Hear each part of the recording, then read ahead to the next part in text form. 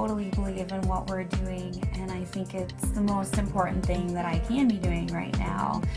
There are so many people who are sick, and if this can help them, people have to know about this.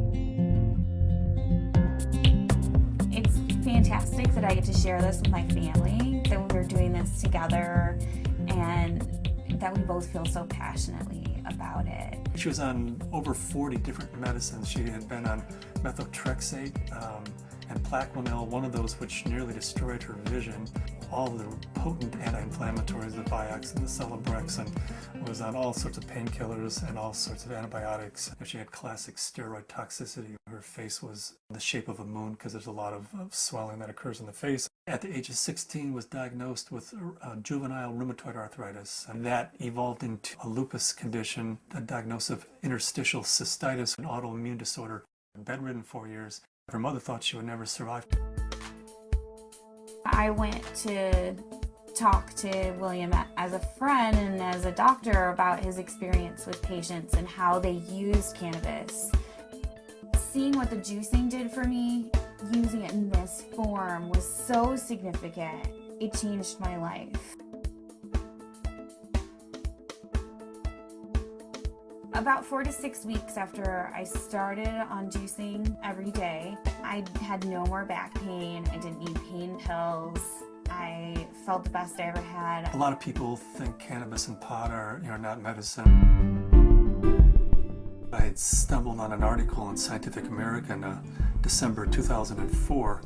They had an article on marijuana as the brain's own marijuana, and they introduced the idea that the body produces compounds that are very similar to those found in marijuana or cannabis. Cannabis actually goes upstream. It provides feedback from the postsynaptic nerve to the presynaptic nerve, which was unheard of in neurochemistry. I mean, all neurotransmissions were unidirectional, and all of a sudden, swimming against the force of that are these little cannabinoid molecules that tie the whole system together. The phytocannabinoids from this plant augment the body's attempt to restore and increase function to a normal level. So it mimics the regulatory system of cellular physiology. And recently, the Food and Drug Administration has approved of CBD, which is a cannabinoid like THC, one of 80 cannabinoids. The federal patent compares vitamin C, vitamin E, and CBD, or cannabidiol. CBD turns out to be more potent than either of those two. The thing that I warn my patients of is if you're going to be juicing this flower and this leaf, and you're going to be doing this high-dose, non-psychoactive cannabinoid dietary approach, please do not heat it. When you heat cannabis, you make it psychoactive, which for a large part of the community, the psychoactivity of a plant is a measure of its medical quality. But it's really quite the inverse. If you heat or age cannabis in any way, you're destroying some of the medicinal properties of it. To use the plant effectively, we have to use it the way it evolved over 34 million years, which is raw. Because when it's raw, the THC is bound up as THC acid. It requires aging, drying, so as a hunter-gatherer, we gather this plant and we notice, wow, as this plant ages, it changes character and suddenly has a psychoactive effect. I think that's the most exciting area of cannabis research, is looking at non-psychoactive cannabinoids. Because if you do heat it, you'll decarboxylate the THC acid, and you're going to have 600 milligrams of THC acid with the CBD acid. You would be unconscious probably for the better part of the week. Between heating the plant, whether that's in a sucker, a cookie, a baked good, a butter, vaporized, smoked, all of those techniques convert THC acid, which is non-psychoactive, into THC and provide you with that 10 milligram dose. But if you eat the plant raw, then THC acid is the way it's found in the plant. It's not psychoactive.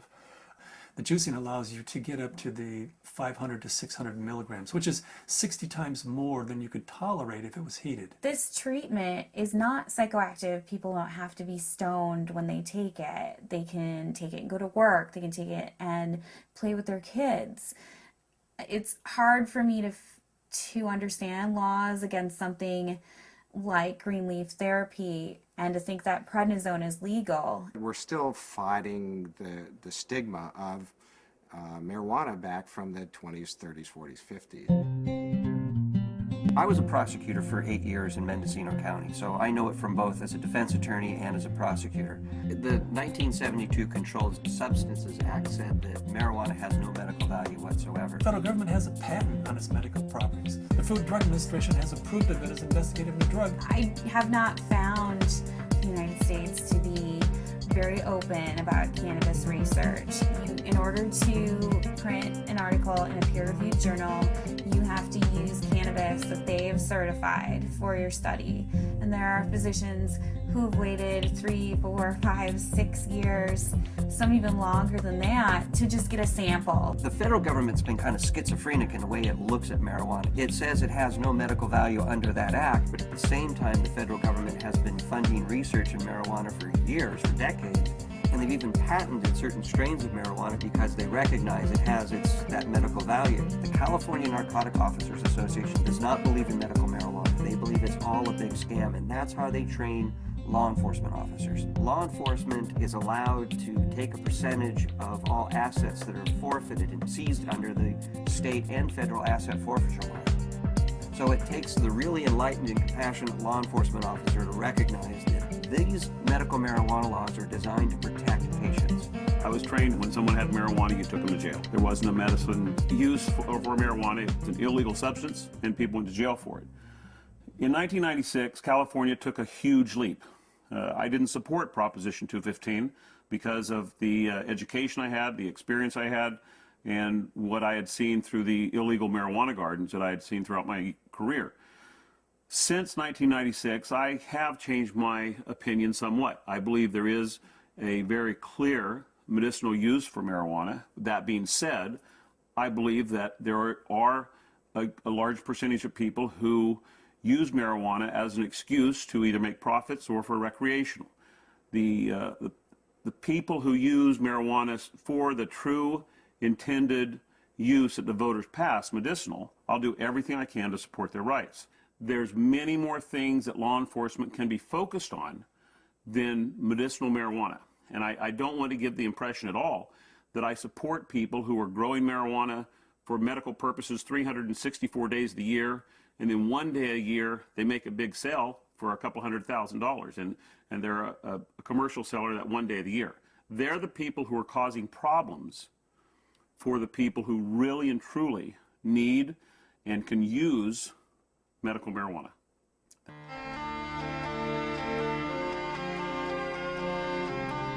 Terrifying, to be told as a parent that your child does have a tumor in her brain. It took 24 hours in the operating room. They gave us a 10% chance of survival with treatment. The Oakland Children's Hospital, where they called me and they said they had a baby who they were discharging home. This baby had completed all treatment that would be useful for it, had brain tumor, had surgery, had radiation and chemo, and the tumors were still growing and still multiplying, and therefore they said to the parents, just take this baby home and make it comfortable, because there's nothing more that we know that will help its condition. Started to accept to the point where the illness had taken her and us, and try and find some acceptance. A month went by and I got in contact with the family, and they said, well, we just came back from Children's Hospital. They did a CAT scan. The tumors have shrunk and there are fewer of them. And they said, I'll tell you what we've been doing. We've been juicing the fan leaves of the marijuana plant and giving our baby a shot glass of this juice every day. This is like this wonderful hospice story. She is no longer on hospice. I brought the oxygen concentrator back. It's just one of those wonderful success stories. The plant is a pretty amazing plant because it appears that the juice of this plant is saving this baby's life. Here we have something that can really change people's lives. I mean, I was laying in bed, catheterized, thinking that physicians were just trying to make me comfortable. They really didn't think that there was anything more that they could do, and that I may not live to be 30, which I am now, that was the best I could hope for. the best I could hope for was taking enough methadone and Percocet every day that I just didn't feel anything at all. I had gotten in touch with Dr. Courtney because we had received a doctor's recommendation from one of his patients, and in it asked that they start juicing the leaves and having capsules and a few other items which I didn't know anything about. So after I contacted him, I was really excited to hear that there might be some other alternatives to the smoking of the cannabis. These are friends we've had in the past year. They said, your father's not the same as he was when we first met him, and he seems to be much more alive and much, doing a lot more and more active. And I had informed them that it was because of the juice that he had been taking. Right after we started juicing, that he seemed to be more active. We would do things out in the garage more, and he wouldn't spend so much time in his chair. But we have ran out periodically in the last year and a half, and that's what made me convinced that he needed it, because when he would run out, he would have trouble getting out of the car. I had 4 doctors tell me that I should have a hysterectomy. You either have no ovaries or at the very least you're sterile. That my endometriosis was so bad I would never be able to have a child. Despite very potent birth control, despite being sterile, Zahaya decided she was going to come join the party.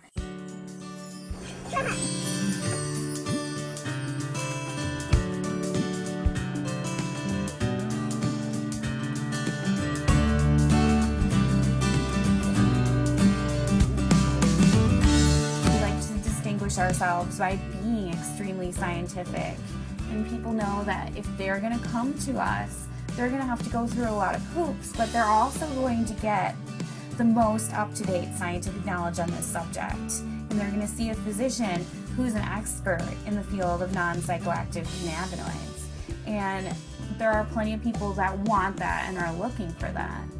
We opened our 5th office in Luxembourg. Their government is really sympathetic and open. There's an international group studying autism and CBD in Luxembourg. There's a physician there who's writing cannabis scripts who's also a senator, and we've been working with him, Senator Columbera.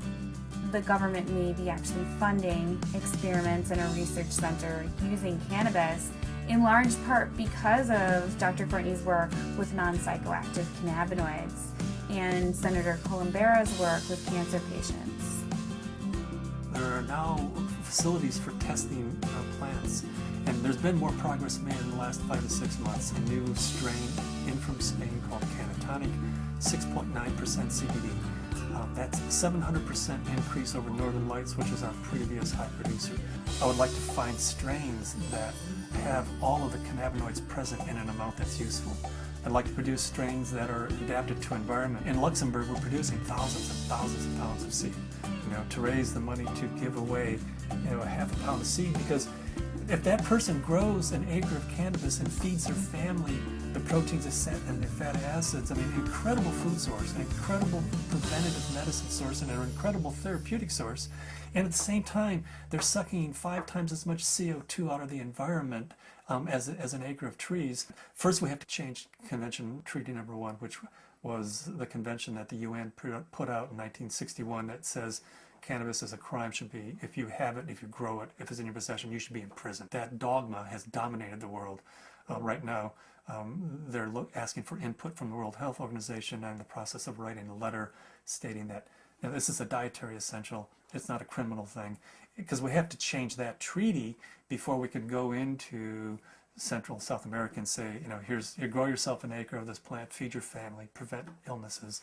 So Cannabis International kind of legalizing the plant globally, giving it back to people as a food source, prevent illness is so much better than waiting until you have diseases. With my own experience and all the patients that I've spoken to, I believe that it's not an isolated incident, that this is the best medication